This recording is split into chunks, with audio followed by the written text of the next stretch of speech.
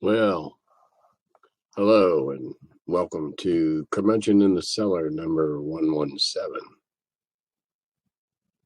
Strange and interesting times we're living in. Went out today for the first time after a week.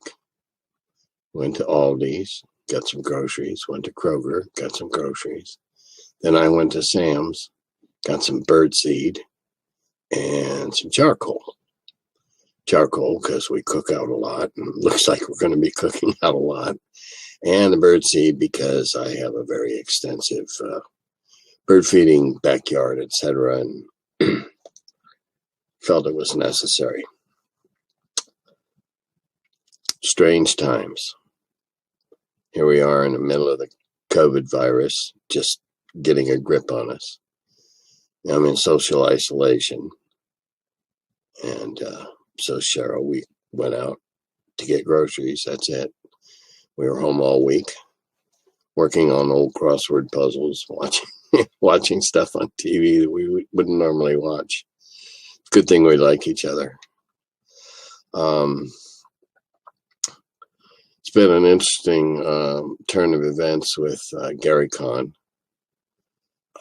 First off, I'm going to be doing a couple of virtual games. And if this works out, I may be doing it more often online. We'll see how it goes. The whiners and the crybabies that were complaining about not getting their money back. Good point was made in one of the posts on Facebook in the last day or two about, why some people go to GaryCon and why other people go to GaryCon. And mostly for us old timers, we go to GaryCon because we get together, we see each other, and we meet to honor Gary, who had such a, particularly in our case, a heavy influence on our lives, and to play games and have fun and remember him. And as Gary was oft quoted as saying, he just wanted to be remembered as a guy that really liked to play games. And that's what we do. And so it looks like now they may go to a cap system on the number of admissions, and I'm fine with that. I recommended it 4 years ago, when we started growing rather exponentially, that it would be a good time to cap it and raise the admission price so that you still broke even. The people that want to come will pay it. I'm not saying gouge, but I'm saying it was a little too inexpensive to begin with. So we'll see what happens, and we'll see how the virtual gaming goes, and we'll see if the internet's going to be able to hold up and whether their network's going to be able to hold up, because I had trouble getting onto Steam last night to play Scythe with a couple of friends. Kept kicking us out. Finally, we got in. So I got a number of things to talk about, questions to answer. So I'll begin. Pardon me, not a dry cough.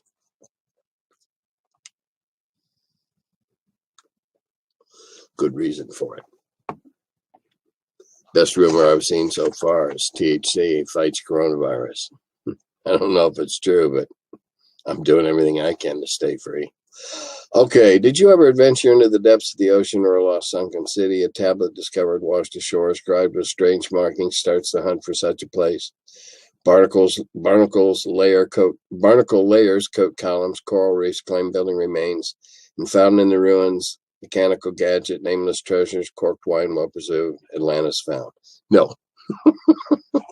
However, in The Curse of the Weaver Queen, and the second part, actually the expanded Curse of the Weaver Queen, which is hanging fire right now for various reasons, the primary one being one of our production team got very ill, and so we missed our self-proclaimed Kickstarter date.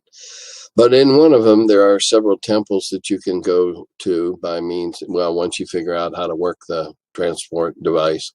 And one of them is underground or underwater, rather. And it's airtight, but outside isn't. And of course, there's many wondrous and lavish treasures outside, including a pearl about the size of a mushball softball. Because, we all know that adventurers can't resist big pearls. So, the underwater adventure, you got to do something like Jules Verne with Nemo, and you have to have some sort of apparatus for walking underwater, for working underwater. You have to take into account much slowed reactions. Everything's cut like in half or by 2/3 in terms of reaction time and movement speed and whatever. Oh, pardon me. Blood sugar's dropping. So it can be done. There's a lot of little bits and pieces you have to put in place to make it a viable environment for a game setting. Okay, it's fun to listen to you, Jim, talk about the old days. It's been a real treat on a day when we all need some pleasant distractions. Stay well. Well, yeah, we're going to stay well, and I'm here to distract you some more. I guess that's what I am now, a distraction for more and more people, I hope. I noticed something about Facebook. This last week, I have gotten more Facebook requests than I've gotten in the previous 6 weeks.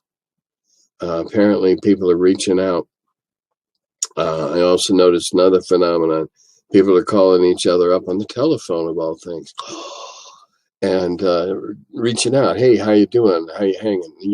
What effects it had on your life? So maybe we'll learn to communicate again. Could be a pleasant outcome out of all the possible outcomes we're liable to have. The supplemental book, White Book, Eldritch Wizardry, contains relics like the hand eye of Vecna and the sword of Cass. Their story connected. Legend tells that Cass was the mightiest swordsman of his age. Did you ever play a character of the fighter class? Nope. Or was it a metaphor for the pen being mightier than the sword? Probably. I didn't create that artifact. Gary or Brian did. Named it after named it after me. All those things in there, we were looking for names. Creating names for things and characters and towns. Creating names is one of the toughest things I find, and a lot of people I've talked to the same way. Vecna, of course, that was something out of Greyhawk before I got there. But yeah, I believe the pen was mightier than the sword, and it was just a little inside joke that we all had. Glad to see you decided not to go, even though it was canceled. I think overall it was the best decision. I was a bit worried about you and the old guard. I feel bad for Luke and all the others who worked so hard getting it set up. I'd like to help out the LLC for next year somehow. You can do that. There's a couple of ways to do it. I don't have the things here to hold up for you. Go to the GaryCon website or the GaryCon Facebook page, either one. And there is a list of all the vendors that were going to come. And the vendors, especially the smaller vendors that come to the smaller venues, really took a hit by not being able to sell what could be a significant portion of their direct sales for their year. If they don't go to a lot of cons, well, this might be one of the bigger ones. All small vendors go to as many cons as they can based on distance to travel, which factors into how affordable is it, et cetera, et cetera. But go. GaryCon has a market for selling stuff that was marked GaryCon 2020. I know I'm getting a shot glass and the little plush cap, stocking cap thing that says GaryCon across the front. So buy up all the merchandise you can, and try to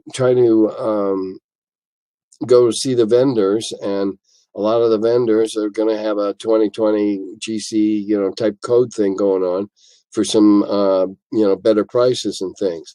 Some of them are. So if you want to help, that's the best way you can help. The LLC, yeah, they took a hit, without a doubt. They took a hit. It's a setback, but we'll figure out a way. Okay, here's an odd request I got, and I thought it was counterintuitive. For us reckless peeps still going to the Grand Geneva, this was before it was canceled, would you be willing to do a session of Wheel of Blame if they get the technology? No. And I answered them no. I thought that it was counterintuitive, and that by my saying, sure, I do this for you, I was supporting 6 or 8 people getting together that had no business communing and getting together. And so I hopefully tactfully said no thanks. Thanks, Jim and Tim. Hope to see you at next year's GaryCon. And Tim, have a great 50th anniversary with the family. Well, I hope so. That's in August. We'll see. P.S. You are saying that with layout, cartography, and artwork, and you're suggesting a fanzine versus magazine for niche targeting, we would see some Tim Kaskin print? No, that's not what I said.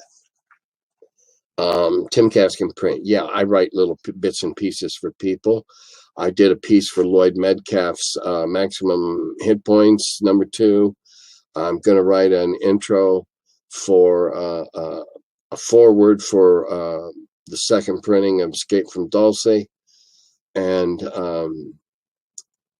if there were other viable places that wanted me to write about something I found interesting, I did the Maximum Hit Point thing for Lloyd because Lloyd, #1, he's my friend, and #2, it was open-ended, write what I wanted to write about. So I wrote what I wanted to write about, and that's the only way you're going to see anything of mine anytime soon. Now, in print, if you're talking about magazine, periodical, yeah, I've still got a couple things I'm planning to write and eventually publish if I live long enough. The coronavirus doesn't kill me. Sorry to disappoint if that was the case. All right, and along on those same topics, every edition was somebody's first edition. What a great tagline for Editions magazine. I see. They've got these are the Bards of Greyhawk guys, the ones that did my theme song. Thank you, Jim. Thanks, Tim, for the feedback. I'm still doing it. I have some interesting ideas. There'll be enough cross-edition curiosity in addition to the edition loyalists. Edition wars happen because players love their editions. More to come on this new fanzine from the Bards of Greyhawk. Hey, good luck, guys. Good luck. As long as you're not planning on making any money at it, knock yourselves out. Otherwise, you're in for heartbreak. And no, I don't like being the doom and gloom sayer. The facts are facts. Okay, here's another comment on the whiners. That I've nothing's in any particular order tonight. Like everything else, I'm a bit disordered. This is about the cancellation of the cons. I think it's best to look at it like any other natural disaster, a fire or a flood or a hurricane. If I'm out the price of a ticket, that's a bummer, but in the grand scheme of things, that's the worst hardship I faced during this epidemic that I got through it lightly. I understand being annoyed or frustrated. I do not understand the volume and vehemence of some of the complaints. People calling it theft and talking about legal action, they need to get a grip. I look forward to seeing you both in person again next year. Yeah, too many people just are losing their shit about all this. You really do need to get a grip, okay? It sucks. Granted, it sucks. Cost all of us some money. No doubt, it sucks. But, get a grip. People are dying.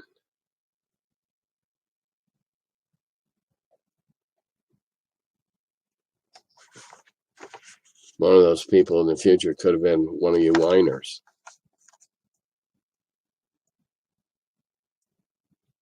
Another thing about the vendors. I've been really worried about the vendors, many of whom are my friends. I'm sure the virus will impact more conventions than just GaryCon. This guy is as an Instagram account. I don't normally do names, but this is the Pickled Dragon, and so he advertises for vendors on the Pickled Dragon. So go check him out. It's at the Pickled Dragon, and he advertises for Effing Cool Minis, Cave Geek Art, and some others. As he points out, losing the conventions is a severe blow to their income. I'm trying to rally the community to visit their websites and purchase their products. And good on you, dude. Way to go, Pickled. This is a way we can help support the vendors. Because remember, a lot of these guys are what Hasbro wouldn't even sniff at and call a basement operation, garage setups, you know. But hey, they've been the staple and the mainstay of gaming ever since I've been in it.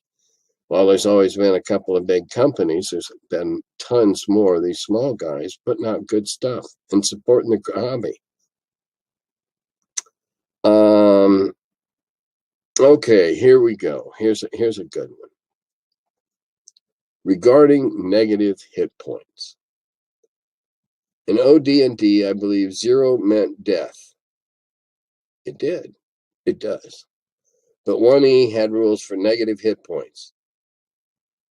Was this just TSR gaining control of something already being done, or was it something Gary did? Well, I'm sure Gary did it. It was being done.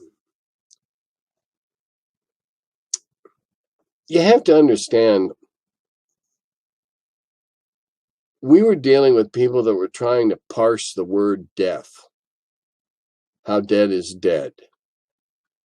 We were dealing with resurrection and revivification and, back from the dead stuff that was rather open-ended and vague. So how dead did you have to be before we could take your bits back and have you resurrected, or the other? There's 2 ways.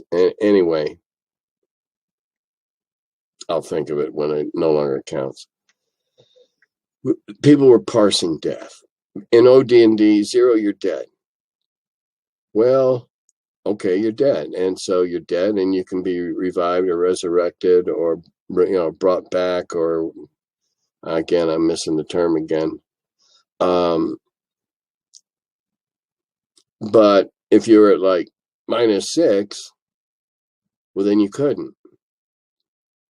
Well, then it became like, well, if you only went so far past dead, it was one of the many inconsistencies that arose because it was in defiance of the original principle that was your ability to avoid a fatal throw, a fatal blow.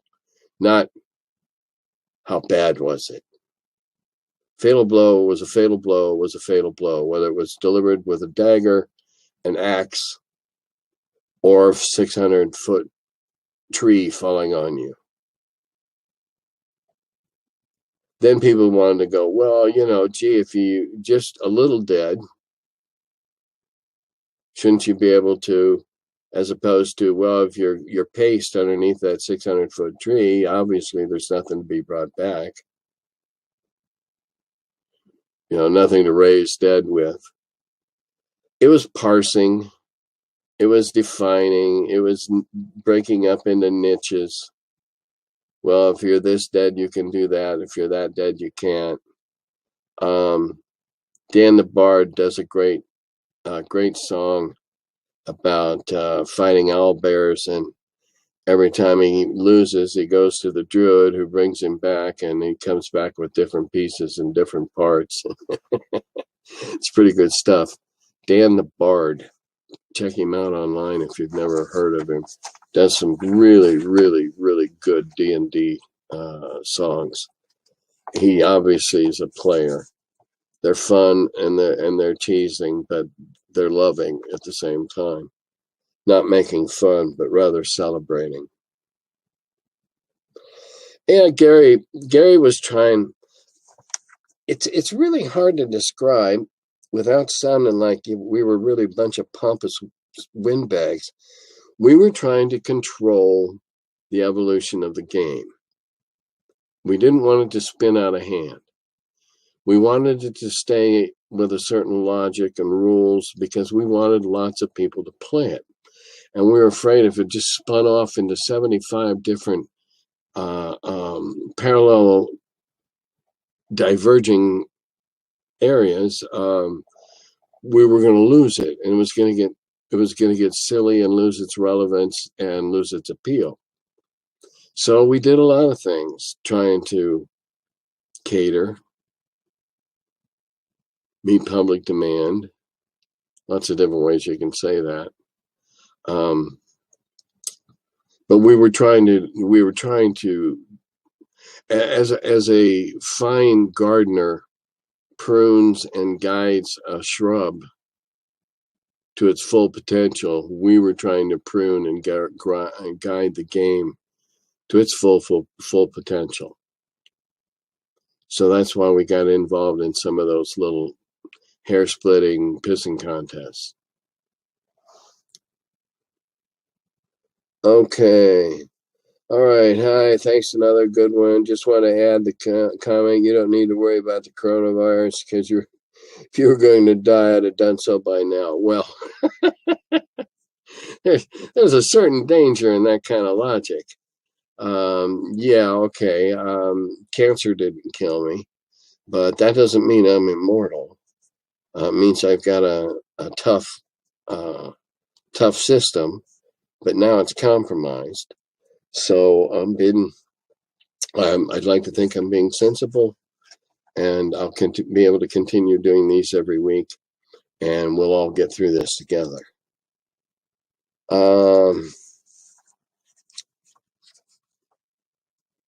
Okay. Hi, old school player here. What generation of book is that monster manual you held up? Sans Shrink. Okay, this was from way back in YouTube number 7. And it was this book. I got to reach over here. Sorry. Didn't have my props close enough.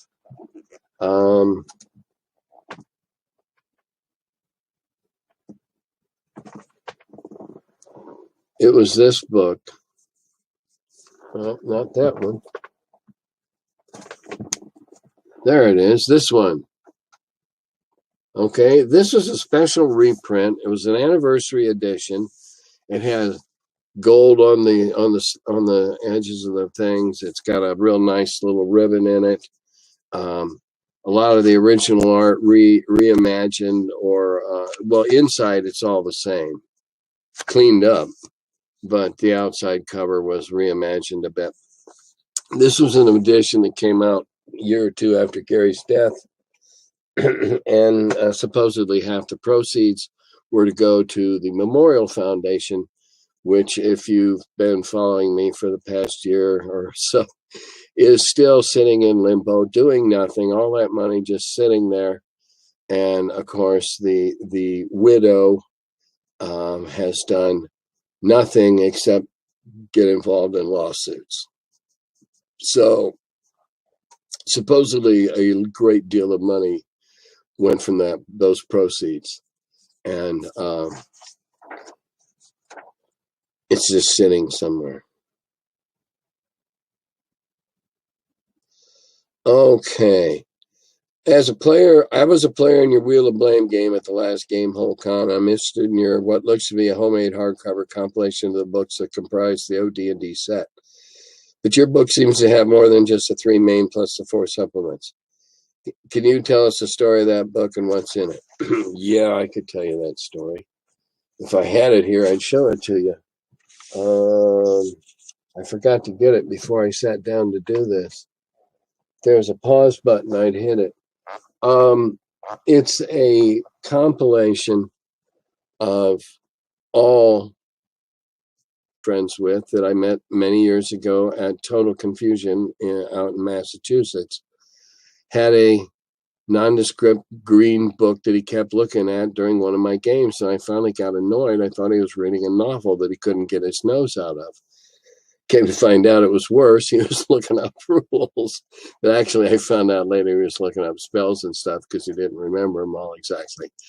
And he had he was a bookbinder by hobby.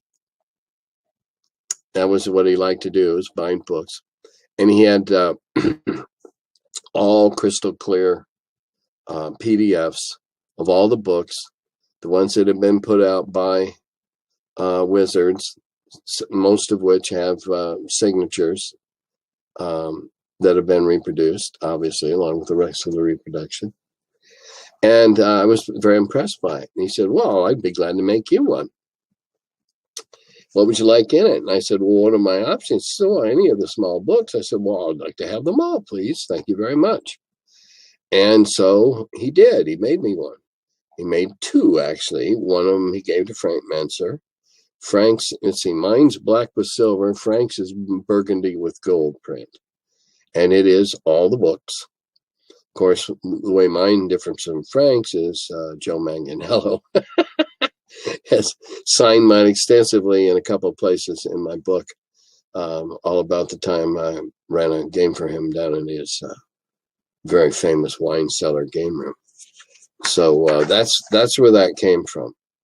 And it's just really handy. I had to go to the religious supply store and buy 2 sets of the missile ribbons, because after all, it is kind of like the D&D Bible, small b, not looking for any lightning bolts, but it's a very, very convenient thing to have if I have to come up with something in the middle of the game, which is less and less likely as time goes on, simply because of the version I play. Not that I have the rules absolutely memorized, but as it's just real handy to have. It was a lovely gift. It was a very spontaneous gesture on the gentleman's part, and of course he cannot sell them.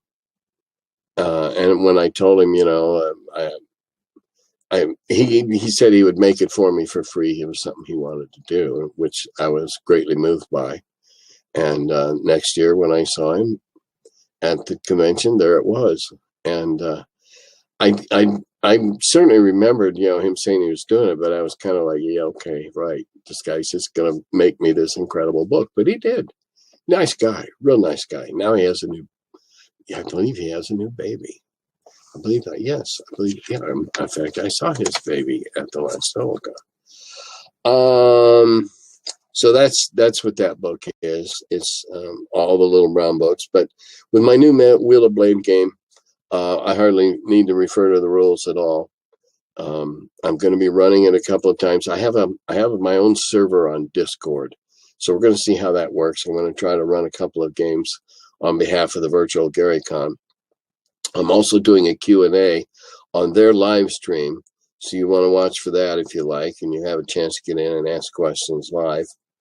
Of course, I don't have to answer them, but I'm going to do at least the 2 games for GaryCon. If it goes well, I might do another one. Right now, I have 2 scheduled. We have to check out the technology and see if it's even going to work. But if it does, well, I can run 6, perhaps 8 in a game. The game is going to require video, not because I use figures and I don't use hex maps or 1-inch squares, but because you have to be able to see the stats I'm going to show each player for their pre-gen, and I have to be able to see the 2 items that they put on their card that go to making up the context and content of the adventure. So we'll see how that works, and if it works out well, maybe I found something that'll enable me to monetize and actually make a few dollars from doing all this stuff on, because God knows I haven't made much all these years. That's all the questions I have to answer. Social distancing, social isolation is something we all need to do. I would just, the last 2-3 days of all those moron Z's Gen Zs or whatever the hell Gen they are, Gen dumb shits, down partying on the beach. And one of the assholes that got quoted the stupidest is right from the greater Cincinnati area. That figures. But hey, we can play online. If you like Scythe, go to Steam, spend $10 for Scythe or whatever it costs on Steam. I don't know. But play online. Get go on Skype. Go on Discord. There's platforms out there. We can still game together. We just don't have to be in the same room. We're going to have to, there's going to be a level of trust. I know in the games I'm going to run, I'm not going to see anybody's dice rolls and they're not going to see mine. We have to trust each other. But then what's the point in cheating? Because I get no kicks out of cheating the players, and the players, if they cheat, they cheapen their accomplishments.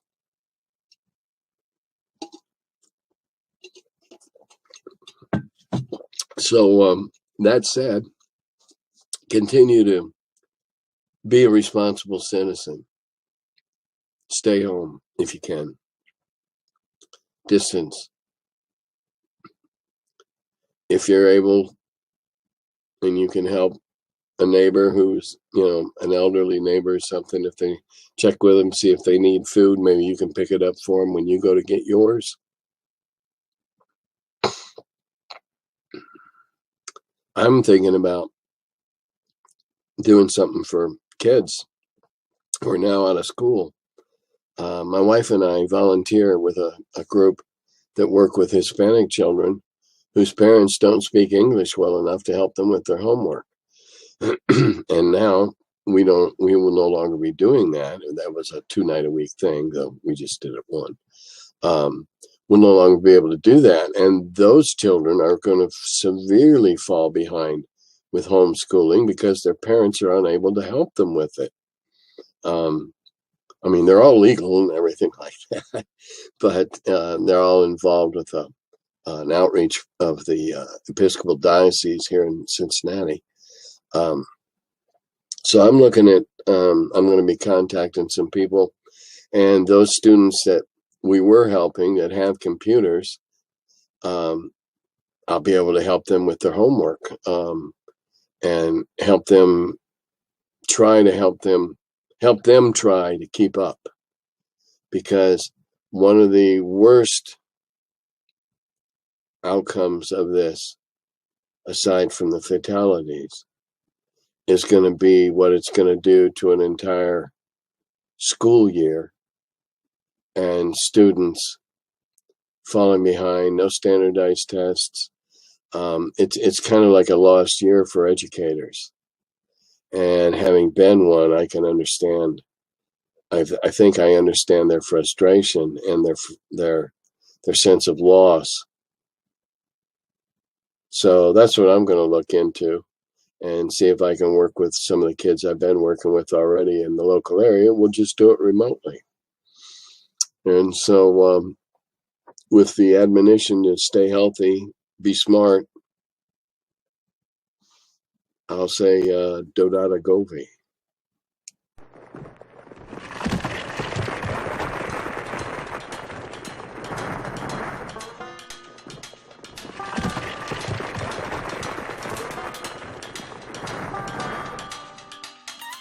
Oh, hello. I'm still figuring out when this thing starts. Welcome to my cellar.